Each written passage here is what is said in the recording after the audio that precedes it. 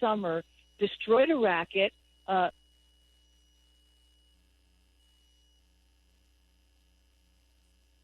Beltone Hearing Aid Center presents The Drive. Ready? The Drive. Elmore deep, left side three, it's good! From 30 feet, John Elmore! The Drive with Paul Swann.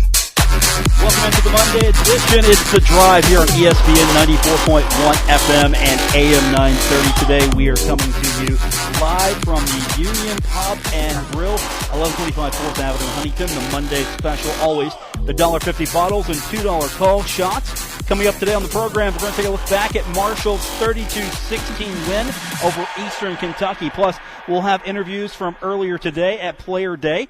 And don't forget, Dave Walsh joins me now as well from the Union. And we got a lot to get into today, Dave, about that game on Saturday. A ugly win, but it was a win, and Marshall is now 2-0. That's 2-0. All you need to know about the ugliness of that win. Well, the last part of it, too, they need to know about you and I taking one for the team, getting to our car from the press box. You want to talk about that? Let's talk about that. I hung my clothes up when I got home, and we were both soaked, and we took it for the team, but that's part of the territory. And both of us have umbrellas in the car. Very smart, aren't we? Here's what happened. We get out, and then it's coming sideways. The rain is coming down. It's hurricane level just about.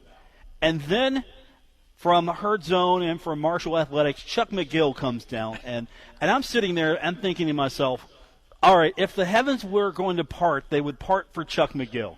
Right. And so I tentatively stayed behind him thinking that he was just going to go get a golf cart with the cover and we'll just drive to our vehicle because he's Chuck McGill. Didn't happen. It didn't happen. Instead, he's like, well, boys, see you later.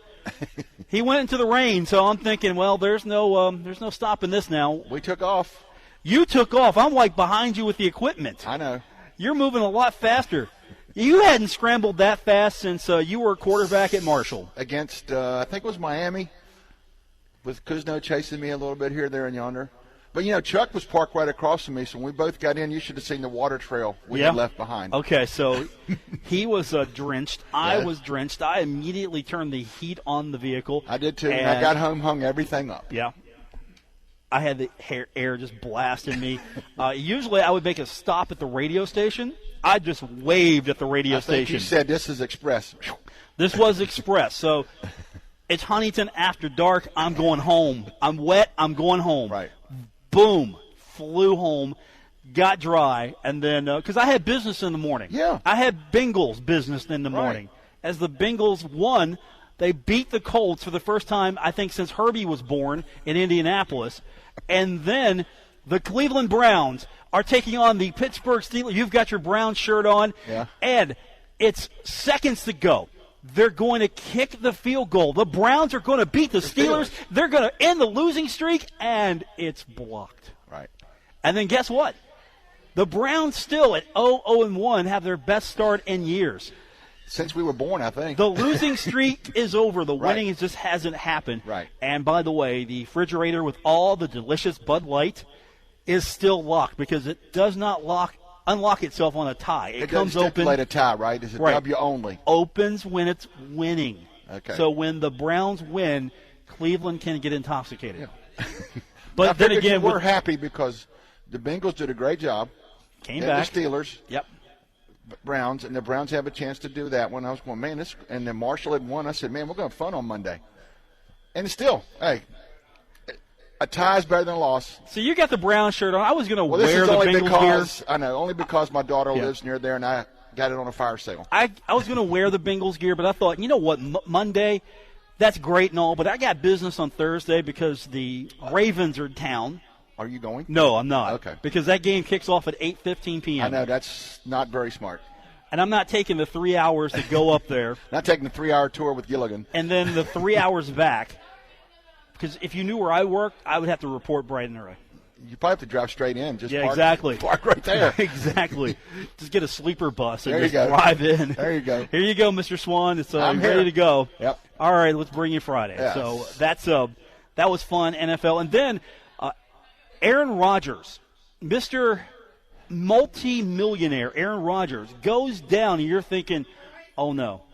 And if you're a fantasy football player, oh no, you're sitting there going, oh no, my quarterback is down. You've probably had people already just scouring the draft wire, seeing if they can get someone in free agency. And then Aaron comes back and says, no, don't worry. I got you. Don't worry, I got you. We need some touches, fine. And they do it. I mean, it's like you're sitting there knowing, Bears, I hate to tell you this, he's going to score enough to beat you. I don't care what you do. You can put 20 guys out there. He's going to find a way to do it. That's what he does. So if you are a fantasy football player, Aaron Rodgers saved you. If you are a Madden Ultimate Team player, that's the video game. Okay. Aaron Rodgers is still your best value. He's your guy. Go to Aaron Rodgers. I know a friend of mine who has him on the team who was probably in tears, and then at the end of the day, he's ecstatic because he did it. I won't mention any names, but you know him. Won't mention names. I'm going to mention a name. Okay. Chuck Landon. Yeah. I'm going to mention a name. Chuck's happy. You know why he's happy? Why? Because, one, the Browns didn't lose, and right. two, it's Chuck Landon, the columnist from the Huntington Herald-Dispatch. Right. And it's I his heard, birthday. I was around Sunday and with some friends, and they're going like, Chuck let him have it, didn't he? I said, that's what he does. Yeah, but I'm not even talking about that. I'm just the fact that it's his birthday. Oh, yes. It's his birthday but today. But he didn't put a number. I think I know it, but I let it go at that. 59, sources. right? He's 59, right? You know the old sources? I let it go. He's 59. Right. That's the number I'm going with. Yeah. You got the 5'9" candles. Yeah. Use those forevermore. You know how 29's the go-to number for years? Well, we can't go to 29 with him because we know he's been around for a while. We can still go 5'9". 5'9". I'm going 5'9". So happy 59th again That's birthday right. to Chuck Landon, the columnist for the Herald-Dispatch. I wished him a happy birthday. You know what? Just so he would know that I was sincere, I said go Browns. He would know. He would appreciate that. He did. I thought he was in almost a cardiac arrest when I saw him today, and he had just recovered from that heart attack of me saying go Browns. Go Browns. Because I'm never going to say go Browns. That had to be biting the bullet for you to. I mean, that's his birthday. I know, but still, you're just that doesn't happen. It's his birthday. You draw a line. And I'm not crossing that line, but you did. Thank you. I'm sure he thanked you. For Chuck on his birthday, I will cross that line. It's not like I had to say go Steelers. No. That one you probably wouldn't. Never cross that line. I would unfriend people before I made that. I would just duct tape across the mouth or something on that one. Ain't happening. Yeah. I've ended relationships, I think, because of the fact that they're Steelers fans and I'm not. Right. So, I've ended potential relationships, too, because, again, I don't want my kids growing up to be Steelers fans. Black and gold? Yeah, no, I'm not doing it. No. I'm not doing it at all. Not my favorite colors. No. I mean, I would date a Browns fan before I would date a Steelers fan. Okay. All right, we're not going to get into that any further. We still had to put up with what Chuck wrote about. It was not the prettiest W, but as Doc said, it's a W. I'll take it. And let's get on to the next one, depending on how with this one. We've got some cleanup before we move on to the next one because player interviews were today. We're going to get to those when we come back. We're going to start off with Isaiah Green and work our way down. Several player interviews from today. We'll have Doc Holliday tomorrow and a couple of other interviews. Mitch Jacobs is going to join us tomorrow on the Propaganda program. Man. Is that his name, Propaganda Man? He brought it up, so I think when it sticks or applies. Propaganda Man. Yes. Plus, he's a great guy. Fair enough. Yes. So we will come back, and we're going to hear from Isaiah Green and a couple of others on this edition of The Drive, presented by Belltone Hearing Aid Center on ESPN 94.1 FM and AM 930. Buckle up. Paul Swann has the wheel on The Drive, ESPN 94.1 FM and AM 930. We're presented by Belltone Hearing Aid Center. Welcome back to The Drive on ESPN 94.1 FM and AM 930. We're coming to you today from the Union Pub and Grill. Every Monday, the special, you get $1.50 for your bottles, or you can get $2 call shots. It's all right here at the Union Pub and Grill. The proprietor is here. Yes. Herb Stanley is here as well. I was surprised, but he said he had a really busy Saturday, and there's a lot to do. And he's carrying boxes. He's working. It's Monday. It's the Monday after the Herds win over Eastern Kentucky. It was an ugly win. There were so many opportunities for the Herd to take advantage of. Unfortunately, they handed the ball back to Eastern Kentucky several times. So, unfortunately, maybe not the outcome the fans wanted, but it's a win. Right. And so today in player interviews, I didn't want to spend too much time with first questions to these guys. And first up, we caught up with Isaiah Green, the quarterback for the Thundering Herd. Before we go to Isaiah, what can you say about his performance? This is week number 2 for him, and it was a little bit more of an adverse challenge for him. Right. More adversity for him. How do you think he performed? He got it done. I mean, his numbers were similar to the Miami game. Maybe like 3 yards more, 3 touchdown passes. He's got his targets out there, Obi and Tyree. I wrote down notes. A lot of times those touchdown catches, they just beat them one-on-one, jump ball, whatever. They got it done. So I think he would probably go there okay, but he would also say, guys, offensive line, we got to do a better job of blocking because we cannot be one-dimensional, 1.5 dimensional. We got to get a running game. 89 yards. Your leading rusher, as we mentioned, was a wide receiver. I'm sure that did not sit well with him and the coach and everybody else. Well, Isaiah Green in that game, 23-39, 1 interception, 278 yards, 3 touchdowns, 1 sack. And I asked Isaiah about Eastern Kentucky, just trying to get him to give me his feel about how tough this team was. And here's his thoughts on that as we move ahead to South Carolina. Yeah, it was a pretty good game. It wasn't as pretty as we liked it, but we came out with the win, so that's all that matters. Were they as tough as you guys were prepped on and thought they would be? Well, yeah, we don't really look past any opponent. We prepare just as we was playing a conference game, So we look at every team as a tough opponent because it's the next game we got to play. Whenever you look ahead to an opponent like this, obviously it's closer to a lot of people that being from Georgia. What goes through your mind when you think the big opponent closer to home? Like, is this an exciting time for you? Yeah, it's an exciting time because it's the game everybody dreamed of playing. Like, we get to go to a big stadium, play against a good opponent. It'll be a really good test for our team to see where we are right now. What challenges do you expect to see from them? I know obviously SEC defense and things like that, but what in particular are you all looking to improve on from last week, and what you have to watch out for from them? We just really just plan on staying and within our framework, not trying to do too much, just controlling what we can control and see where it goes from there. How much have you heard about the history 20 years ago this year? Marshall went down there and won. Have people been chiming in on that throughout the community when you talk to them? Yeah, I've been told a couple times the last time Marshall played South Carolina, we got to win. So hopefully let's make it 2 in a row. You had 10 different receivers. Can you talk about the confidence you have in your receiving core and how anybody on the roster, it seems like, can catch passes? Yeah, I feel like anybody that gets in the game can make a play for us. So I don't shy away from throwing the ball to anybody. So we got playmakers, and I just want to get the ball in their hands and let them do what they do after they get it. You look at week 1, Tyree. Obviously, everybody's going to look at that the following week. Obi steps up. How good is it to have that balance on both sides of the ball, and how much easier does it make it for you? It makes it a lot easier because now that Obi's made himself a threat, now people can't just sit back and play man coverage and just double cover Tyree because we have other players that can also make plays. So that made a huge impact. I know that week 1 you were able to hit gains, but so far Obi and Tyree have been the playmakers. How do you look to get some of those inside guys and get through the progression? Is it just basically what you're taking, or is it all right? Let's look to get to Marcel's and some of those guys the ball too. Just spread this thing. Well, honestly, I'm just taking what every defense gives me, not trying to do too much, staying within myself.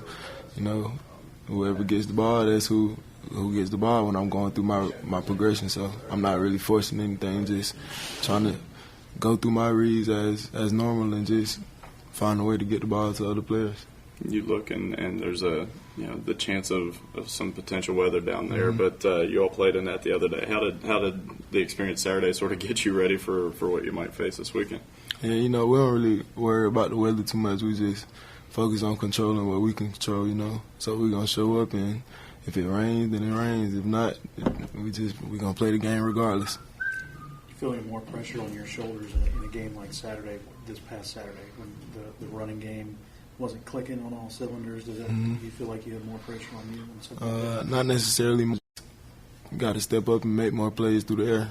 We couldn't get it going on the ground, so obviously we had to take it through the air, and I think we did a pretty good job of that. 278 yards receiving total He had multiple receivers. Tyree Brady had 66 yards in that game. Xavier Gaines, 60 yards. Obi Obialo had 60 yards. And you go down the list, several guys got touches because the running game just wasn't there. And so he found guys who were open and took advantage of it. I really, listening to his responses, is like it boils down to two things. Things that I can control, I worry about, will take into consideration. Things I can't, I don't worry about, like if it rains this weekend or some other issues. He's pretty much focused on himself, and he said at the same time, Obi, Tyree, one-on-one situations, it's great to have that luxury. If the running game's not there, we work harder to make it move another way. So very sharp on his part. Yeah. Keon Davis in that game could not find open space. It was very tough for him and for Tyler King. Keon had 12 attempts for 21 yards. He lost 2 yards, so he gets to keep 19 of them. He was averaging 1.6 yards a carry. That's not good. That's not good. But regardless of who you play, that's not going to work. No, that's not good at all. But we talked to Keon today, got his thoughts on how tough Eastern Kentucky was as we are looking ahead now to South Carolina. Here's Keon Davis from earlier today. Absolutely.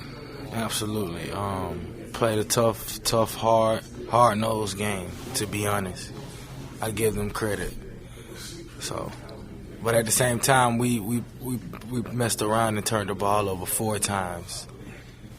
5 times to be exact. So if you do that and give a good team those moments to hang around in the game, then that's what's going to happen. How does a team keep its focus with that adversity? I mean, you're basically killing yourselves. I mean, it's nothing they're doing out there. It's more on you guys. I mean, what are you guys doing to keep yourself in the moment, knowing that, okay, we're going to get that back? Because I know Doc talks about adversity. Well, there was adversity there. I mean, it was manufactured adversity. To be honest, the adversity hit, so it's all about how you're going to react to it. Either you're going to take it head on or you're going to fold. And obviously we took it head on, took the challenge head on. Was that a frustrating night for you guys in the running game? I mean, you couldn't get it on track as you did the previous week. Does frustration set in at all? I mean, I know Isaiah picked it up for you guys, but with you and Tyler, was that a frustrating night? Absolutely not. It wasn't. We won. At the end of the day, if it takes, that's what I had to take to win, I'm all in. I'd rather feel good about the yardage I had with the W than the yardage I had with the loss. So, at the end of the day, as long as we getting those instead of those, I'm fine. Were they doing anything different defensively that maybe you didn't see on film to slow down the running game? They load the box. Yeah. Try to make our quarterback throw, and obviously we still was able to move the ball. So that's the only thing that I could say. So it's more of a, they knew that, okay, if we stop you, maybe we can get them passing wise. I mean, it was, they were basically thinking they could beat, you guys down. Yep. You could say something like freshman quarterback, load the box, let's see if he really can throw the ball, make decisions. So I think he 3 touchdowns, something like that. So just one interception was really, that was it. That's the only knock on it. But the fact that you guys, they slowed you down, but they really didn't stop you.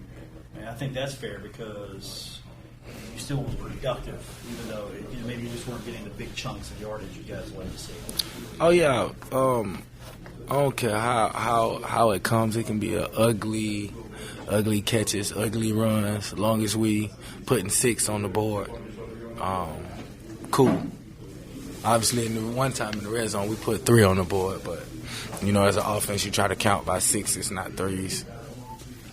Now we're 2 games in, and I think teams will see that, all right, if you do try to stop the run, you're going to have to contend with the pass. I think that's going to open up for you guys a little bit more because you're going to have to play honest. Yes, sir.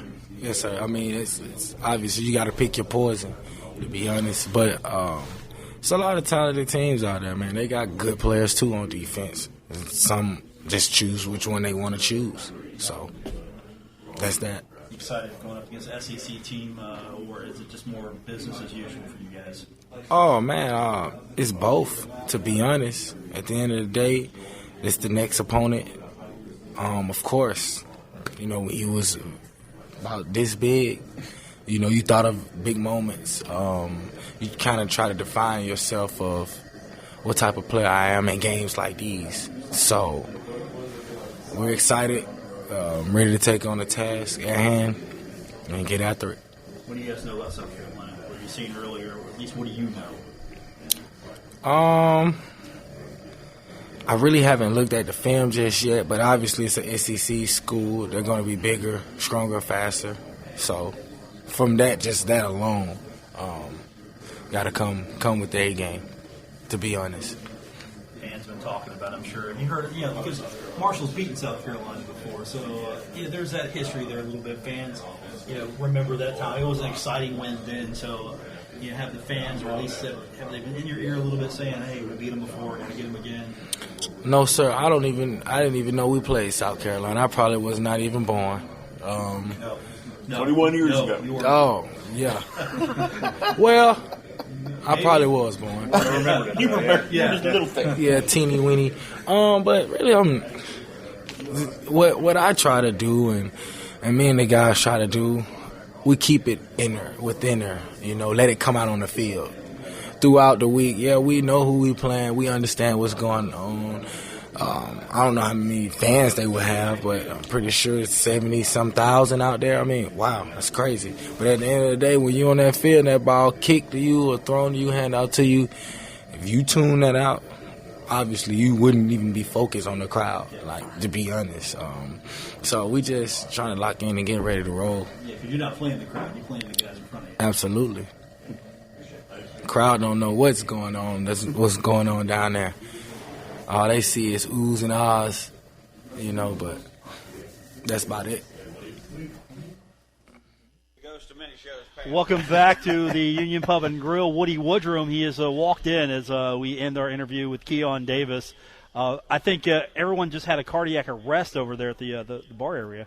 I'll just lean into you. How you doing? Well, we missed the end of your interview because the National Weather Service was telling us it might rain. Did you know it would rain? Maybe we had a Browns-Steelers game going yesterday when the weatherman took 20 minutes to talk about it going up Elk River, where hardly anybody lives except my relatives. Cutting away from the game. I'm surrounded by Browns fans. We're going to take our next break. We'll come back. Don't forget, we are here at the Union Pub and Grill, 1125 4th Avenue in Huntington. $1.50 bottles. I'm sure Woody's about ready to go hit one of those right now. $2 call shots.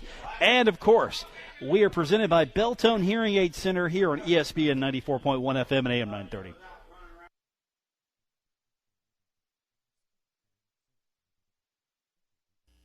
You're listening to The Drive with Paul Swann on ESPN 94.1 FM and AM 930. We're presented by Belltone Hearing Aid Center. Welcome back. ESPN 94.1 FM and AM 930 today at the Union Pub and Grill, 1125 4th Avenue in Huntington. The Monday special, $1.50 bottle, and the $2 call shot. If you haven't been to the Union Pub and Grill, this is the best day to do it. Yes, all days are good. But all days are really good, but if you're just going to pick one day just to show up, this is the perfect day. The number's very agreeable if you come through the door. True. Plus, we've got 2 football games today. 2, not 1, but 2 Monday night football games. So you've got double the fun coming up tonight here. But we're talking Marshall, Thundering Herd, getting past Eastern Kentucky, now moving on to South Carolina, but we still have some interviews we want to get to just to wrap that game up, put the nice little bow on it. We'll be doing that for the next couple of days.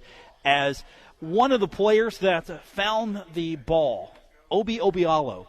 Now, if you're looking for wide receivers, you might have a couple to go to if you are Isaiah Green, because right now this is still a work in progress, I think, offensively. You're trying to find your way. And the rushing attack had a little hiccup here. Yes. But receiving, Tyree Brady got his. Keon Davis had a few. Xavier Gaines had a few. And then there's Obi Obialo.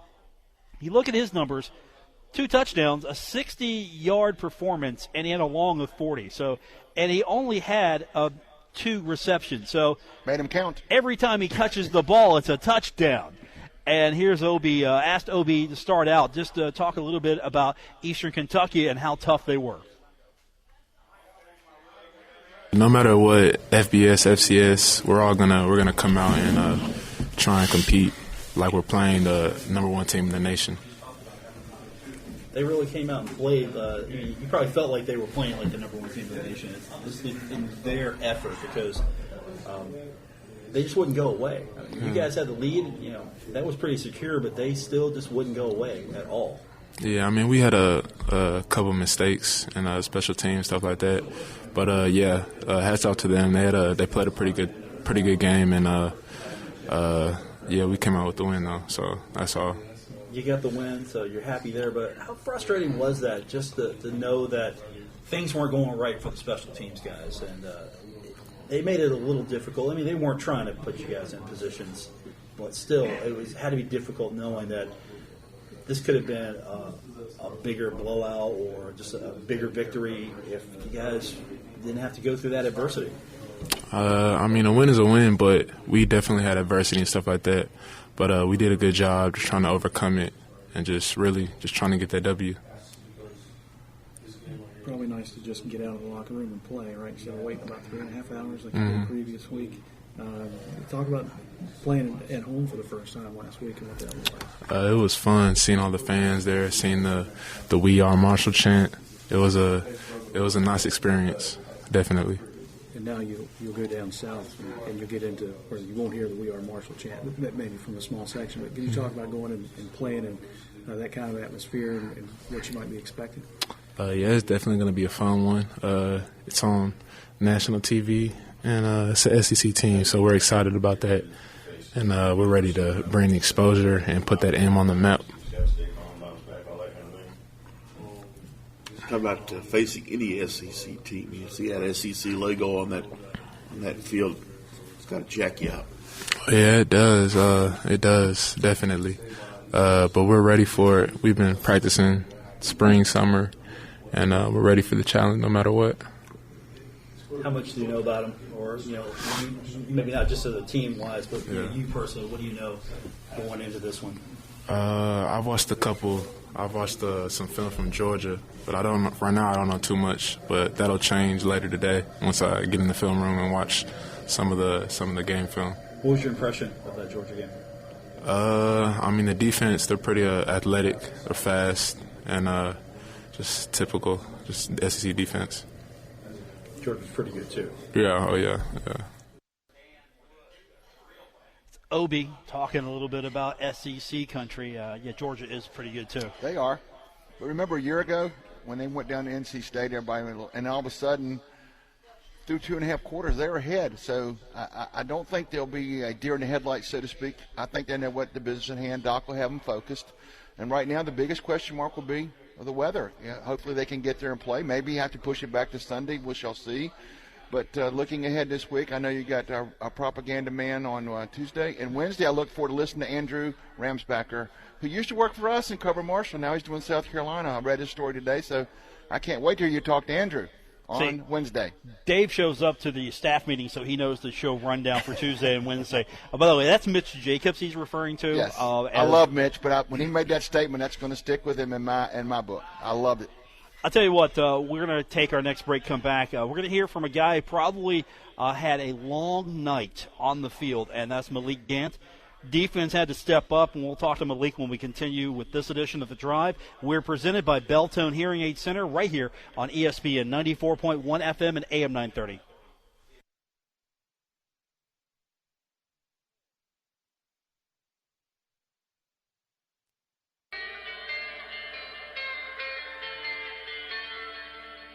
Now, back to The Drive with Paul Swann on ESPN 94.1 FM and AM 930.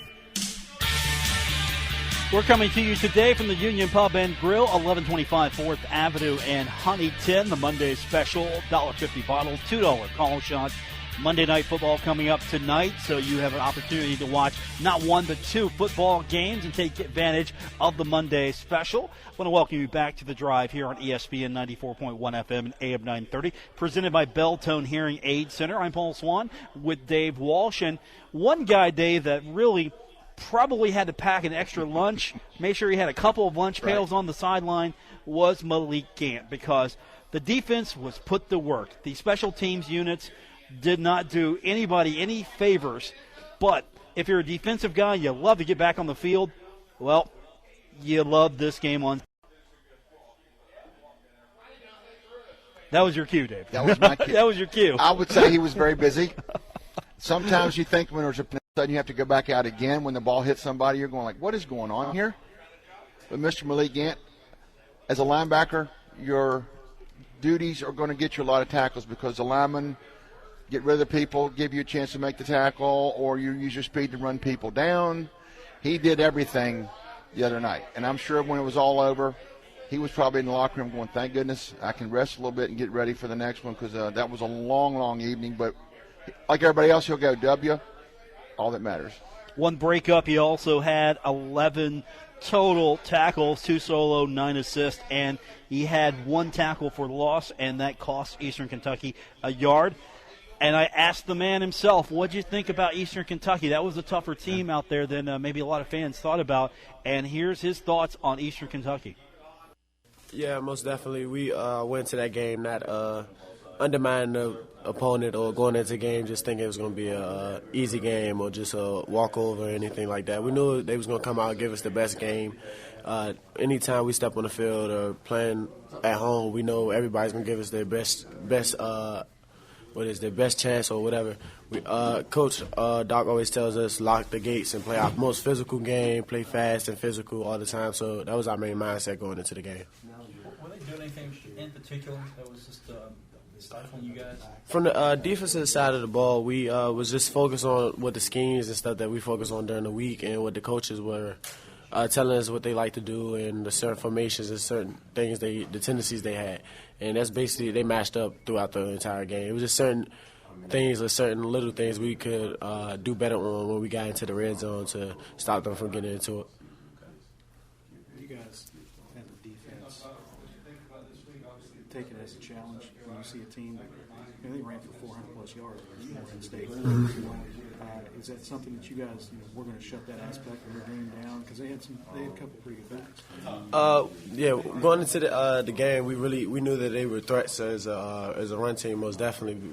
Coming off a week where they ran 400 yards rushing, we were already, our coach really stressed that one, is that their backs was focused on running downhill and getting them extra yards and extra yards after contact and things like that. So throughout the whole week, our coach just pressed on us with aggressiveness on the tackles and focusing on the tackles more than usual. And now you go into SEC school, South Carolina. They just played Georgia. What are your thoughts about going down to SEC country and playing a team like that? We just got to bring our A game, play to the opponent, play to the atmosphere, get used to the atmosphere, and just play martial football. Just another opponent thing, really. I mean, so you're playing on a big stage. But still, yeah, they play the same way you guys play. They strap on their equipment just like football never changes. Your body is the only thing that really changes. Like throughout my entire life of playing football, that's my mindset I took to every game is you're playing against humans at the end of the day. You're playing against the same person that they strap up the equipment the same way you strap up. Just the preparation is what makes it a difference before the game. Is that something that maybe just the fans, even the media, we get into more than the football players? Okay, you're playing an SEC team, you're playing at a big football stadium. I mean, the field's the same. You guys really don't look at that, right? No, most definitely. And our coaches make sure we don't look at that standpoint. We look at mostly like the more little things that probably the fans and everybody outside of the football that's playing the actual sport can't really see. We were more on the preparation, the technique, the schemes, and all that. The little things, not really the big things. So when you go into that stadium, there's no looking up, wow, none of that's really going on. Not really. My first experience was probably last year, NC State game. Actually, like going into the game, I didn't really, at any point at the time, it was probably only one time where I really looked up and seen how many people were really there. I'd be so like zoned in and like focused on what's the task at hand, basically, with the coach, and the coaches help with that. At the same time, it's a pretty big time. Yeah, big stage, especially Doc told us that it's going to be a big, whole different atmosphere for everybody almost, just except for like certain coaches and that been there before on that certain level and played against teams like that. But for us players, it's going to be a huge experience. So really no pressure, just go out and win. Just go out and play regular football. It's just another stage, another field. We have to play on the same field, same football field, just have to play against a different atmosphere, basically. You look at the first couple of games, where do you feel like you guys as a defense have to improve a little bit more as you get into this game? I think we have to just execute on, more on third downs and more in the red zone, like more sudden change downs, like after turnovers and stuff like that. I think from week 1 to week 2, I think we've made a big step towards getting better and better and making sure the little things are getting executed and the big things are always getting executed. Speaking of turnovers, there were a few. Most definitely. How are you guys on the field? I mean, you got to go back out there and get the work again, and you were put in some situations where you really had to go out there and earn it on Saturday. What were you guys saying to each other, or those guys saying, "Look, all right, it's okay, we're going to take care of it"? What was going on? As soon as we got on the field, we just remember all our coaching and all of the coaches telling us that sudden change. Don't worry about the whatever situation we're in or how we got into it. Just know that y'all been prepared for this moment. Coach Fuller always tells us you've been prepared for this moment. You trained for this moment, so don't panic. You're already prepared for it. Just go out there and do what you know best. Do your job. Like Coach Price always says, just do your job and you'll be fine. Everybody does. 11 people on the field do their job. Then we're off the field in 3 downs or whatever it is. Doc always talks about adversity as well. Yeah, most definitely. Like as soon as we get on the field, we think about Doc during practice switching the sides of the field, saying sudden change, and that's what we all have in our mindset. Like as soon as we had to get on the field, like after a special teams turnover or anything like that, we're all saying to each other, sudden change, don't sweat it, we good.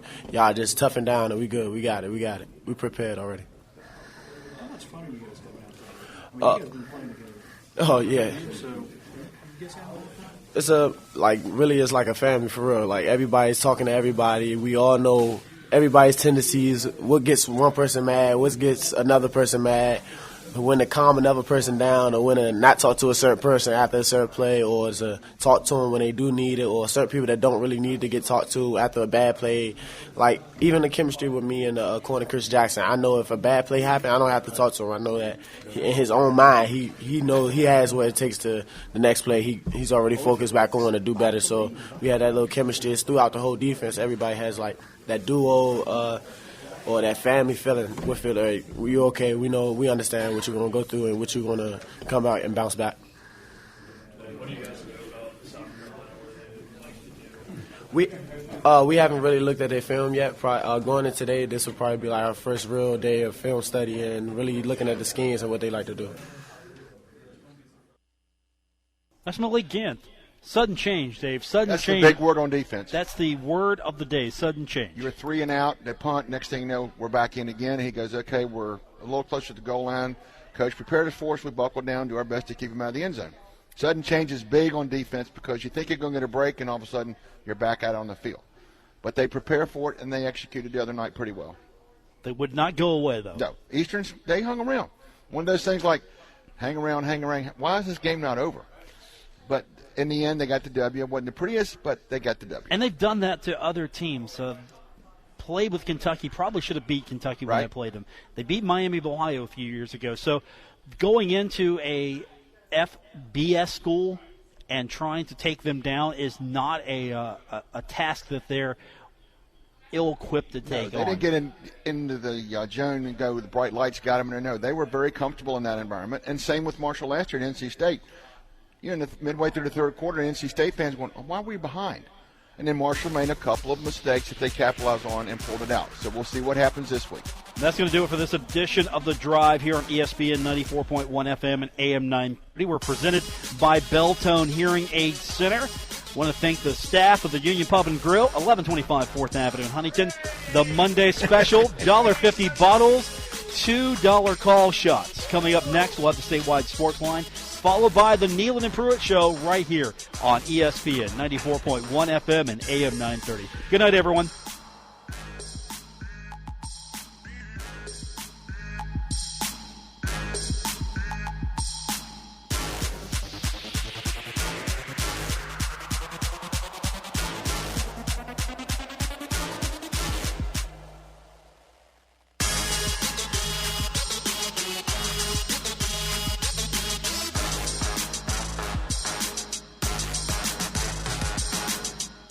WRBC Huntington, W227BS Huntington, ESPN 94.1 FM and AM 930. Huntington Sports Station.